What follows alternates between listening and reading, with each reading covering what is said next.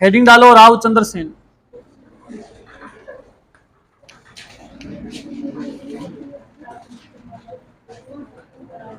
बीच बीच में मैं और पूछ लूंगा, आप घबराए नहीं। आप सोच रहे हो कि गुरुजी मारूं तो कुछ कौन है, मैं पूछ लूंगा सभी से, बीच बीच में मैं पूछता जाऊंगा। रावचंद्र सेन के उपनाम आपको लिखने हैं। सबसे पहले एक आधे दिन में आपके नोट्स भी चेक करने वाला हूं मैं, एक आधे दिन में मैं आपके नोट्स चेक करने वाला हूं। देखूंगा आप किताब नोट्स बनाते हैं, घर पे पढ़ते हैं कि नहीं पढ़ते, लिखते भी हैं कि नहीं लिखते।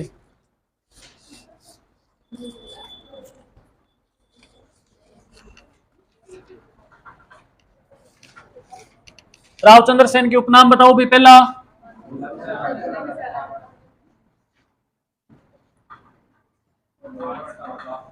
The forgotten hero of the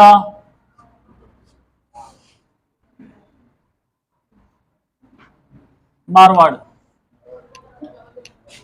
इसी को हिंदी में लिख सकते हैं, बोलो क्या? इसको मारवाड़ का प्रताप भी कहा जाता है क्या? मारवाड़ का प्रताप। इसको बुला बिसरा राजा भी कह सकते हैं।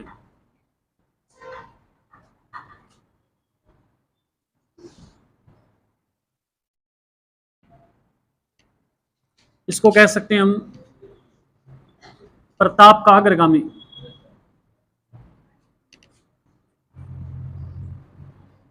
या इसको प्रताप का पथ प्रदर्शक भी कहा गया है।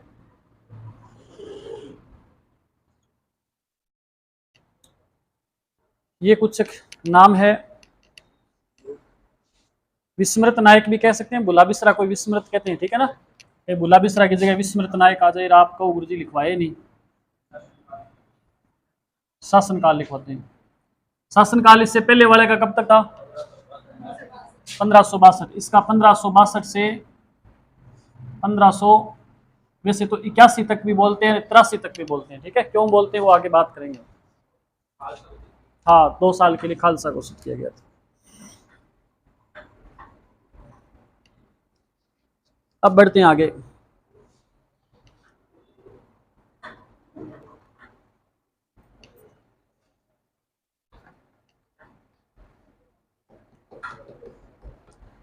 इसके शासक बनने के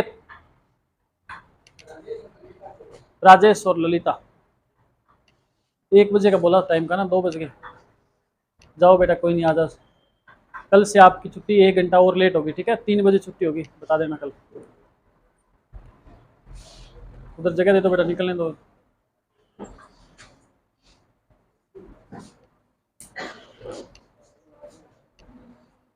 राजेश है, तुम नाराज हो गए, जाओ। कौन करे आज है? लेजन आया स्पेशल तुम।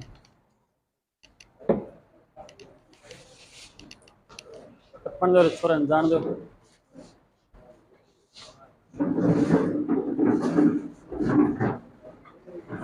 एक कुर्सी साइड में काट दे दो, पढ़ने रख दे कुर्सी को।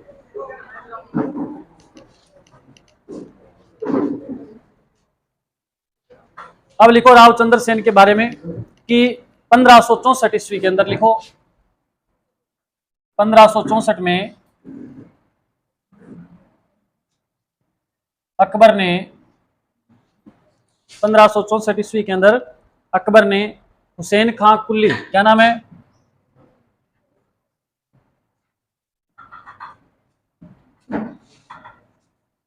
के नेतृत्व में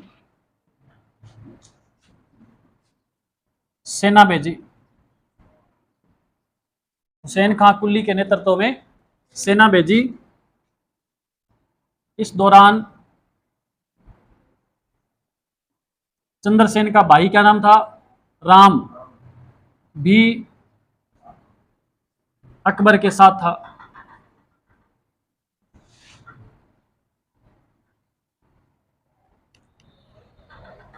कहते हैं कि युद्ध में हार गया रावचंद्र सेन, हारकर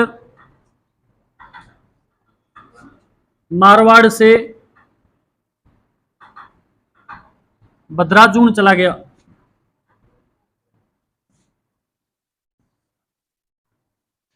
मारवाड़ से कहां चला गया, बदराजून चला गया था। ये तो एक छोटी सी बात थी, बस आगे बात करते हैं हम।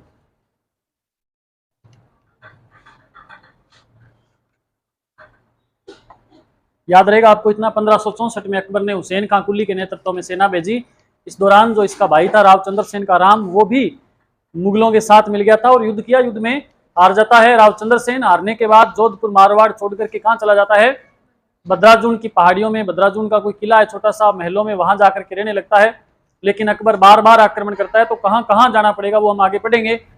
अब आप देखिएगा 1570 ईस्वी के अंदर, 1570 में एक विशेष बात अगर आपको याद हो तो, हाँ, आपने लिखना है 1570 में नागौर दरबार लिख लो।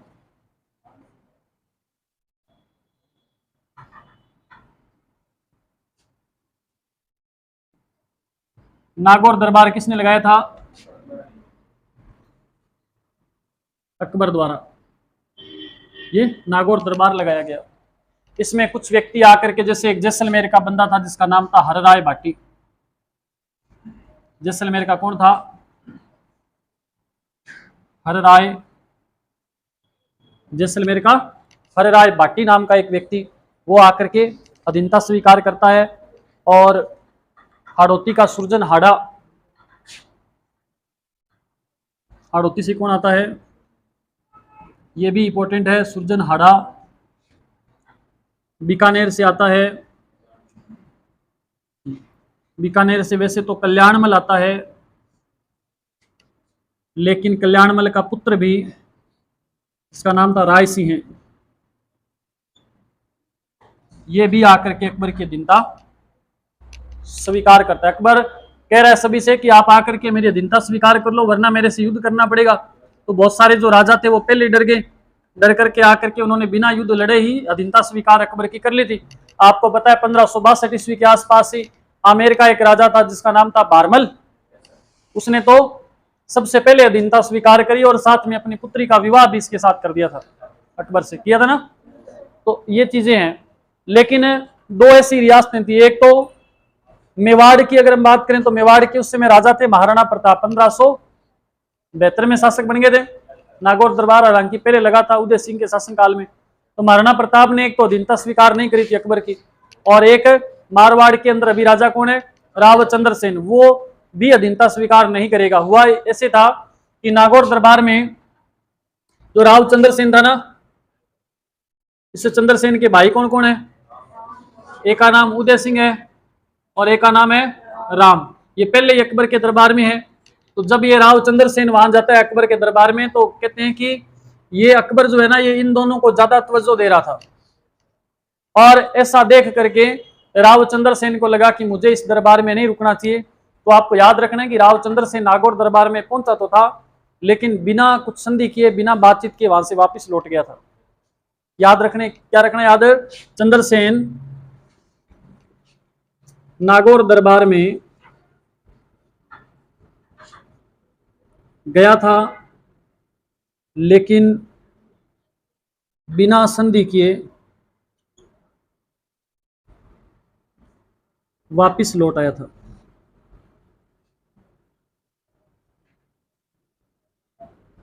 बिना संधि किए क्या हो गया था, वापिस लौट आया था।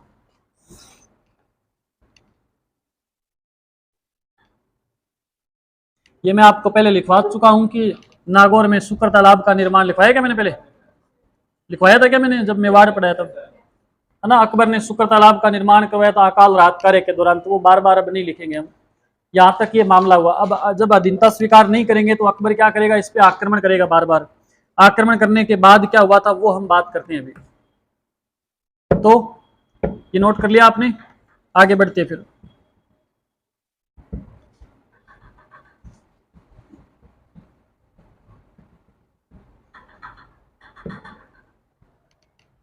साफ कर दूं इसे, एक लाइन लिखो कि अकबर द्वारा, सॉरी ऐसे लिखो, चंद्रसेन द्वारा अधीनता स्वीकार नहीं करने के कारण, चंद्रसेन द्वारा अधीनता स्वीकार नहीं करने के कारण अकबर ने आक्रमण शुरू किए थे जिस दौरान आक्रमण शुरू किए, जिस दौरान रावचंद्र सेन जोधपुर से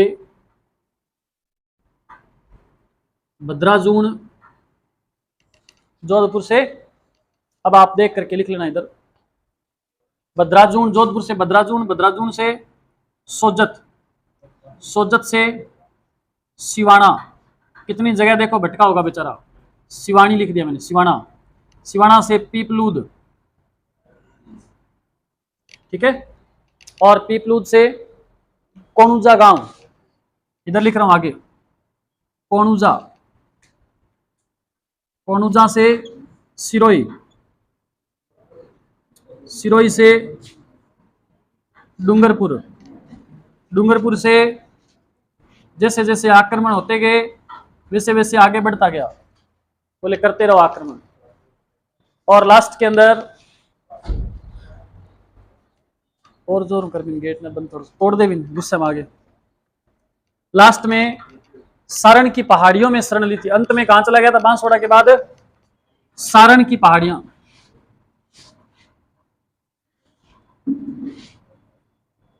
कहां है सारण की पहाड़ियां, तो पाली के अंदर, ये इंपॉर्टेंट है अभी, अंतिम समय में कहां शरण ली थी, तो सारण की पहाड़ियां, पाली में इसने शरण ली थी, और उसके बाद में कहते हैं कि सचियाप नामक स्थान है जोधपुर का, वहां इसकी हो गई थी मृत्यु, इसके बाद मृत्यु कहां हुई, सचियाप नामक स्थान, सचियाप जोधपुर के अंदर, ये जगह विशेष महत्व रखती है भाई, इससे संबंधित याद रखना पड़ेगा आपको, मृत्यु कहां हुई थी, अंतिम समय कहां व्यतीत किया था, कहां से होते होते कहां गया था, कितना किराया लगा था, किराया चलो मत याद रखना।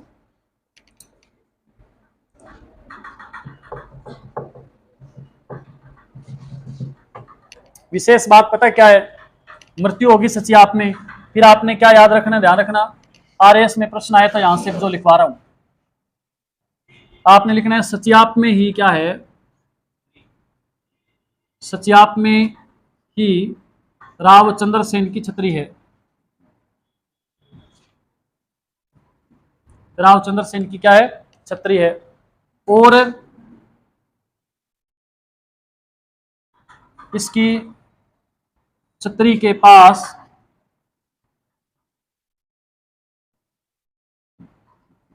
घोड़े पर सवार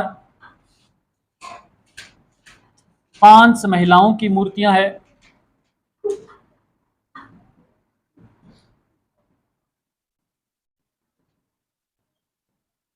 अर्थात ये 500 महिलाएं दिखाई दे रहे क्या आपको, इसके साथ सती हुई थी, ये 500 रानियां इसके साथ क्या हुई, सती हुई थी,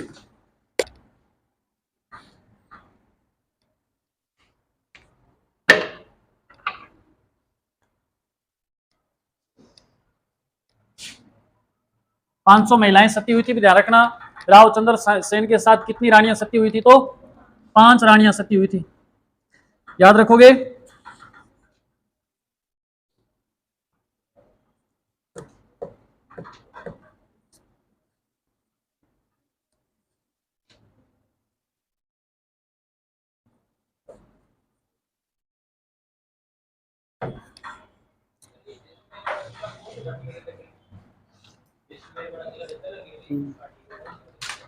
हर्राय भाटी को, ये लाइन भी लिख लेना, ये नोट कर लिया क्या, नोट कर लिए, लिखो एक लाइन,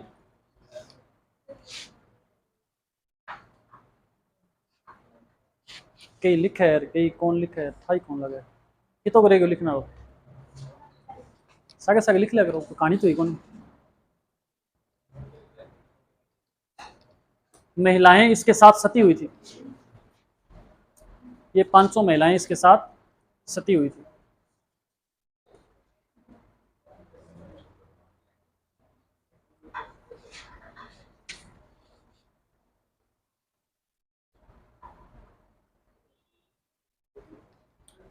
आप लिखिएगा कि रावचंद्र सेन ने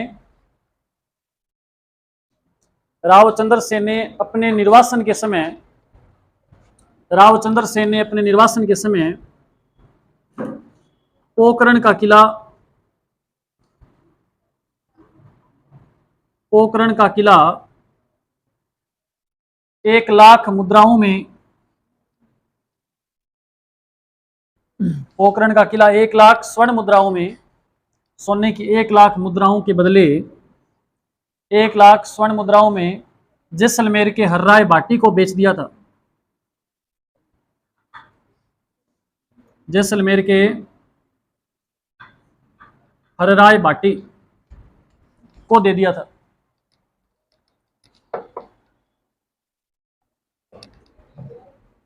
बोलूं दोबारा, ये है कि क्या लिखा तुमने बता। रावचंद्र सेन ने अपने निर्वासन के समय पोखरण का किला 1,00,000 स्वर्ण मुद्राओं के बदले जैसलमेर के हर्राय भाटी को सौंप दिया था।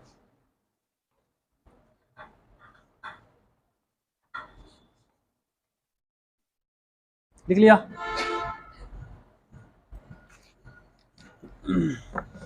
एक व्यक्ति जिसका नाम है विश्वेंद्र नाथ रेऊ, लिख लो, विश्वेंद्र नाथ रेऊ। विश्वेंद्र नाथ रेऊ ने इसकी तुलना किसकी, चंद्रसेन की तुलना प्रताप से की थी, प्रताप से की है। रावचंद्र सेन की महाराणा प्रताप से तुलना करने वाला व्यक्ति कौन है, विश्वेंद्र नाथ रेऊ। याद रखे वो नाम आप, ठीक है।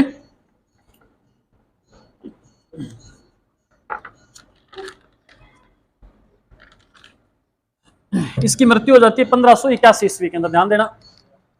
मृत्यु कब हो जाती है, 1581 में।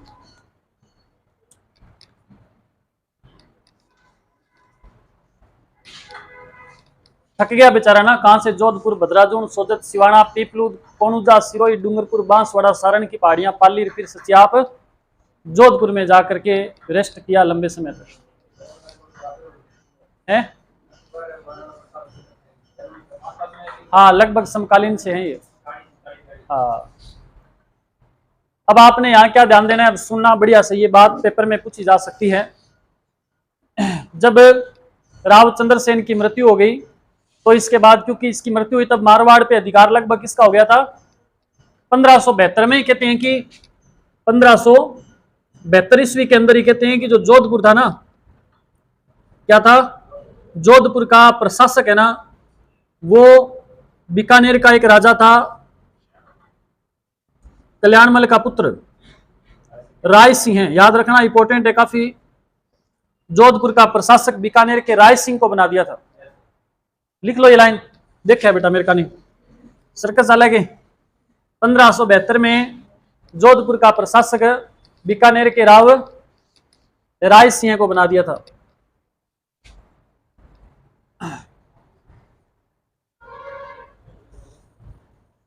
बीकानेर के राय सिंह को क्या बना दिया, प्रशासक, या प्रशासक नियुक्त कर दिया था। याद रखना, काफी इंपॉर्टेंट है। अब 2 साल तक कहते हैं कि आगे राजा अकबर ने किसी को भी नहीं बढ़ने दिया था। हाँ, अकबर ने, क्योंकि अकबर के अंडर में है पूरा मारवाड़ में।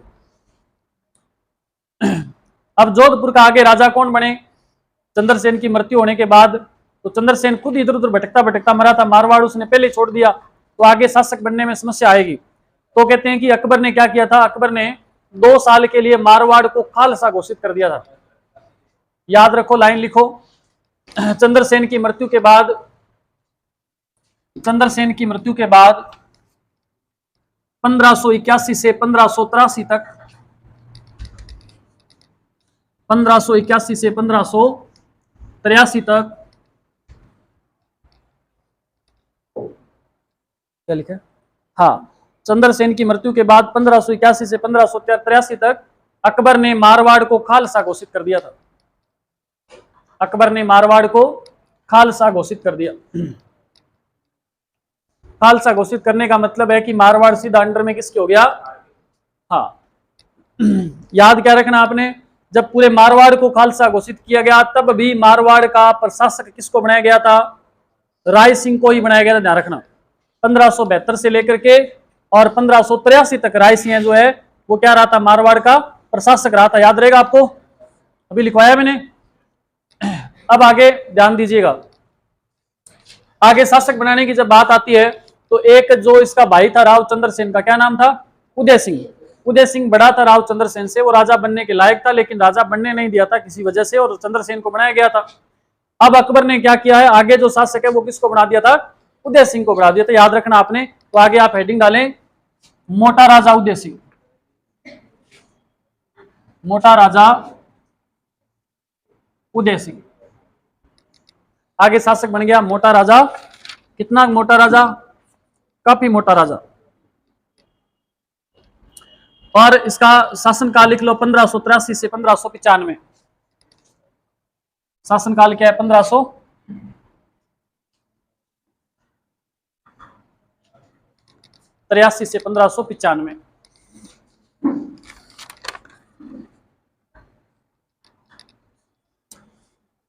एक चीज मैं आपको लिखवाना भूल गया था, 2-3 नाम मैंने लिखवाने थे, वो पीछे लिखवाने थे लेकिन नहीं लिखवा पाया, तो आप नोट लगा करके एक लाइन लिख लीजिएगा। लिख लोगे? है तो राव चंद्र सेन से संबंधित है, लेकिन है जन्म जन्म तो कोई खास बात नहीं है। आप एक लाइन लिखो नोट लगा करके, राव चंद्र सेन के निर्वासन समय, राव चंद्र सेन के निर्वासन के समय रावल सुखराज, रावल सुखराज, सुरजा और देवीदास, लिख दिया मैंने सामने। रावल सुखराज, एक सुरजा और एक देवीदास। राव चंद्र सेन के निर्वासन के समय रावल सुखराज, सुरजा और देवीदास भी चंद्रसेन के साथ थे।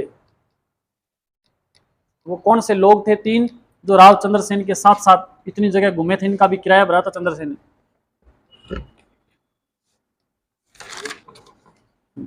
ठीक है, देवीदास, सुरजा और रावल सुखराज, याद रखना। अब आगे आते हैं मोटा राजा उदय सिंह की बात करते हैं।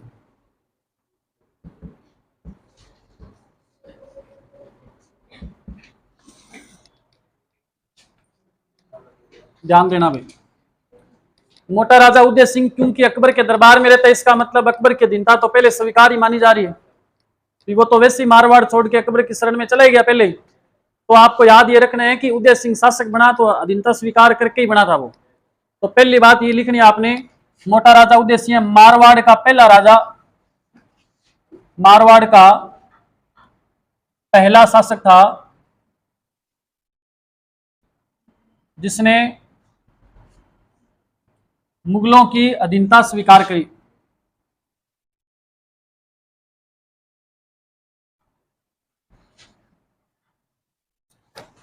मारवाड़ का पहला शासक था जिसने मुगलों की अधीनता स्वीकार करी, जिसकी पुत्री थी जगत गोसाई।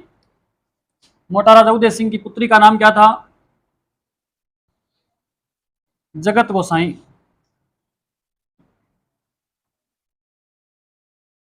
इसी जगत गोसाई को जोधाबाई भी कहते हैं। जोधाबाई प्रॉपर इसका नाम नहीं था, लेकिन क्या है कि जोधपुर की होने के कारण इसको जोधाबाई के नाम से, जोधपुर की जितनी भी जो रानियां थी उन लगभग सभी को जोधाबाई के नाम से जाना जाता है।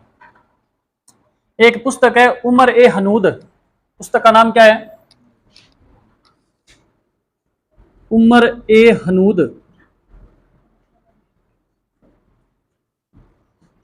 पुस्तक के अनुसार इसी का नाम, पुस्तक के अनुसार इसी का नाम मानीबाई भी था। क्या नाम था? मानबाई, मानीबाई, मान्नाबाई, कुछ भी मिलता जुलता सा। ठीक है,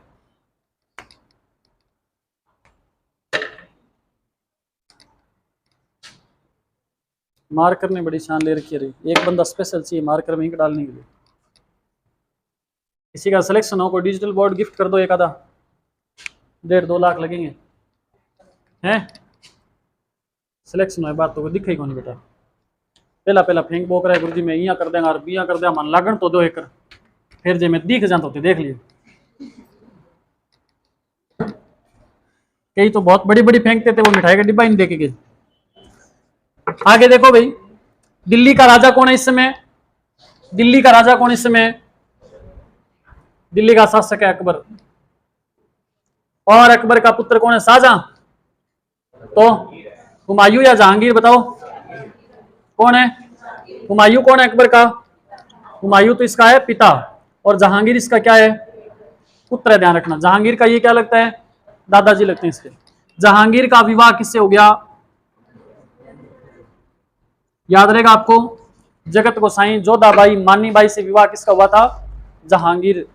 तो आपको यह भी याद रखना है कि मोटा राजा मारवाड़ का पहला राजा था जिसने मुगलों से वैवाहिक संबंध भी स्थापित किए थे। याद रख लोगे? और रखो तो लिख लो। मारवाड़ का पहला शासक, मुगलों से अधीनता स्वीकार करी, और क्या किया इसने? वैवाहिक संबंध भी स्थापित किए थे।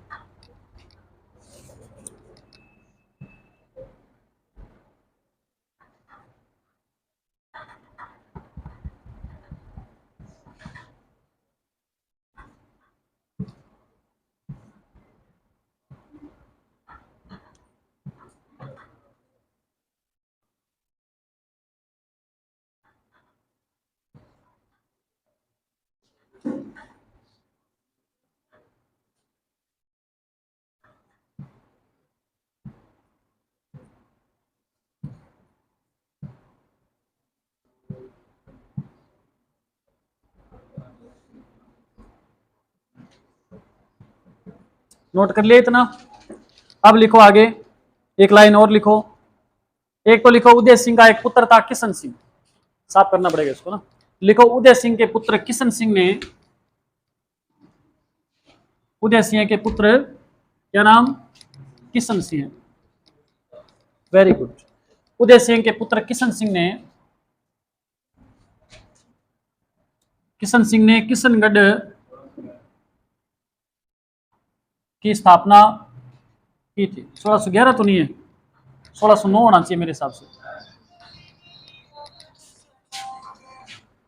देखते हैं, शायद हो सकता है फिर। हेलो, हाँ जी, हाँ नमस्कार। कोचिंग है? हाँ क्या चल है, मैं करूँगा एक और, कोई नहीं है।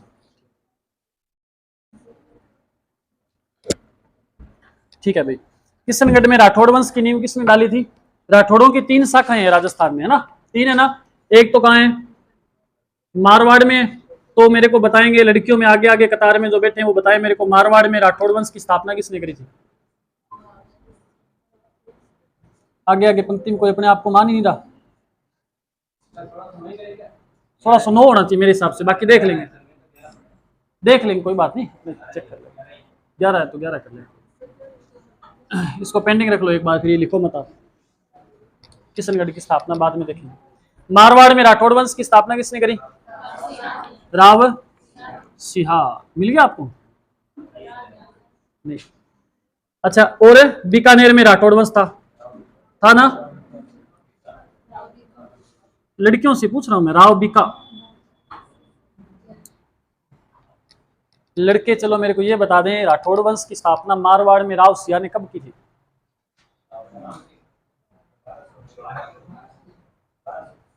1200 में की थी। यानी 10 मतलब बता, 11 से पहले वाला 10 नहीं। इसमें आप ऐसे लिख सकते हो 13वीं शताब्दी। ठीक है, आपको मैंने ये लिखवाया था। राव सिया ने मारवाड़ में राठौड़ वंश की स्थापना 13वीं शताब्दी में की थी। ठीक है। राव बीका ने बीकानेर की स्थापना कब की थी? बोलो। 1465 वैसे तो। बीकानेर में राठौड़ वंश की स्थापना लिखवा रहा हूं मैं 1465 में। ठीक है, 89 वो हम बीकानेर पढ़ेंगे तब बताऊंगा। इसके बाद आ गया किशनगढ़। किशनगढ़ में राठौड़ वंश की स्थापना किसने करी? किशन सिंह ने की थी। इसका आप बता रहे हो 11, मैं 9 बता रहा था, देख लेंगे इसमें, कल मैं आपको बता दूंगा। ठीक है, कि कब की गई थी किशनगढ़ में राठौड़ वंश की स्थापना। अब देखें, एक दो बातें और आपको लिखनी है, थोड़ा स्पीड में लिखेंगे तो जल्दी कंप्लीट हो जाएगा। ताकि कल हम आगे सूर सिंह पढ़ें।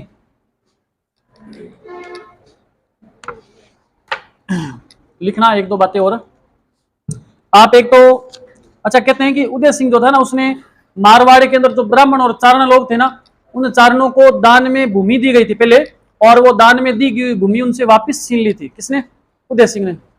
ऐसा करने पे कहते हैं कि जो चारण लोग थे वो बहुत ज्यादा क्या हुए, नाराज हुए थे। उन्होंने जोहर किया था, चारणों ने जोहर, साका, केसरिया, महिलाओं ने जोहर किया था। और वो चारण लोग जो पुरुष थे वो भी उन महिलाओं के साथ ही उन्होंने भी जोहर कर लिया था। ठीक है ना, तो ये इंपॉर्टेंट है, आप लिख लीजिए। उदय सिंह ने, तैयार हो लिखने के लिए? लिखो, उदय सिंह ने ब्राह्मणों व चारणों को, उदय सिंह ने ब्राह्मणों व चारणों को दान में दी गई भूमि, ब्राह्मणों व चारणों को दान में दी गई भूमि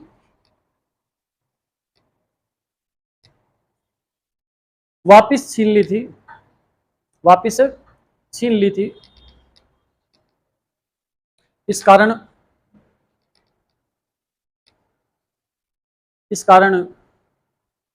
आहुआ पाली में, इस कारण आहुआ पाली में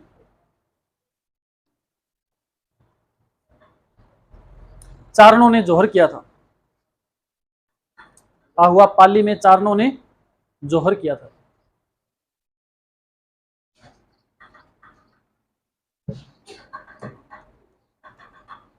एक आपने लिखना है, उदय सिंह के काल में मारवाड़ चित्रशैली पर, उदय सिंह के काल में मारवाड़ चित्रशैली पर मुगल शैली का प्रभाव पड़ा था। उदय सिंह के काल में मारवाड़ चित्रशैली पर मुगल शैली का प्रभाव पड़ा था, क्योंकि वैवाहिक संबंध स्थापित हुए हैं तो एक दूसरे को गिफ्ट वगैरह देंगे, सामान इधर उधर होगा सारा। तो चित्रशैलियां भी, मारवाड़ चित्रशैली पर मुगल शैली का प्रभाव पड़ा था उदय सिंह के काल में। ओके, रिपोर्ट है, उदय सिंह पूरा हो गया। आगे पढ़ेंगे हम सूर सिंह।